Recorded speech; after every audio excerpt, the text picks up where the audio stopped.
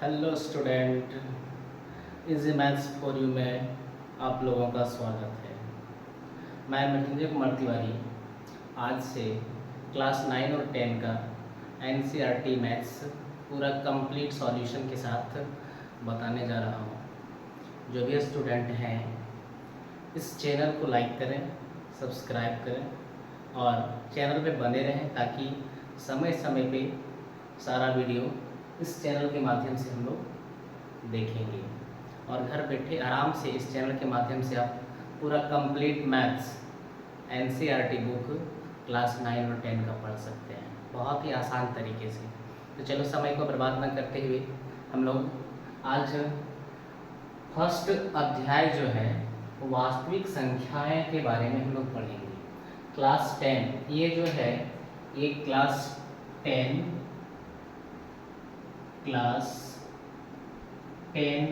NCERT class 10 NCERT maths है। Chapter 1 है वास्तविक संख्याएं। वास्तविक संख्याओं में परिमेय और अपरिमेय संख्याएं शामिल होती हैं। वास्तविक संख्याएं में परिमेय और अपरिमेय दोनों संख्या शामिल होती है। जिसे परिमेय हम लोग बोलते हैं किसको है? परिमेय संख्या। परिमेय संख्या परिमेय संख्या को हम लोग P/Q के रूप में लिख सकते हैं और Q जो है 0 के बराबर नहीं होना चाहिए। तो इसमें एग्जाम्पल देते हैं 1/2, 3/5 डॉट डॉट डॉट। इस तरह से बहुत सारे एग्जाम्पल हैं इसके। और अपरिमेय संख्या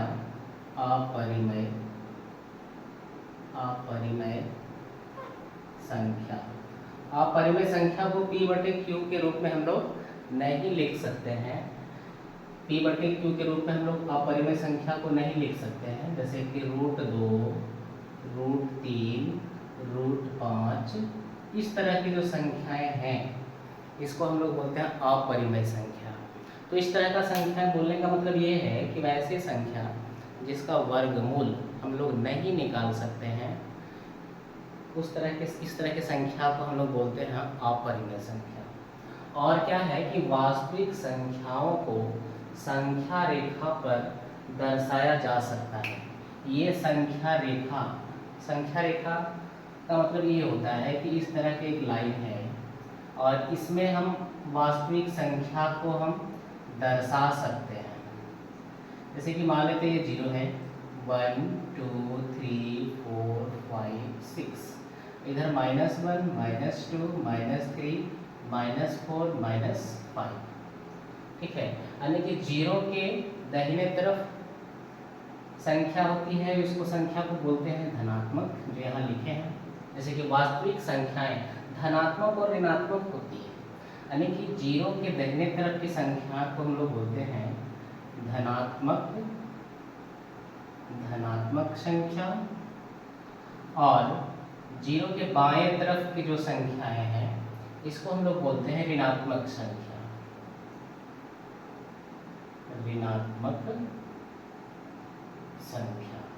ठीक है, तो वास्तविक संख्या में इस तरह से हम लोग पढ़ेंगे।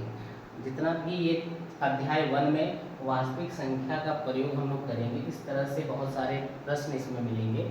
उस प्रश्न को हम लोग हल करेंगे, एक एक प्रश्न को हल करते जाएंगे। आप लोग इस चैनल में बने रहिएगा, ठीक है। और इसी चैप्टर में एक आता है यूक्लिड विभाजन एल्गोरिदम। यूक्लिड विभाजन एल्गोरिदम है क्या? तो इसको जानने से पहले सबसे पहले हम लोग जानेंगे ये चीज़ कि ये हम क्या लिखे हैं कि भाजक से भाज्य को भाग देते हैं तो उनको भागफल मिलता है और नीचे जो बचता है वो शेषफल। तो ये है क्या? भाज्य किसको बोलते हैं? जिसको हम लोग भाग देते हैं उसको भाज्य बोलते हैं, और जिससे भाग देते हैं तो वो हो गया भाजक। और कितना बार में भाग लगा उसको हम लोग बोलते हैं भागफल, और जो नीचे बचता है उसको शेष बोलते हैं, शेषफल। तो उसी को हम लोग क्लास 8 में पढ़ चुके हैं कि भाज्य बराबर भाजक गुना भागफल जोड़ शेषफल। तो भाज्य को हम ए मान लेंगे बराबर b गुना q, b है तुम्हारा भाजक और भागफल हो गया q प्लस r है यहाँ पे शेषफल।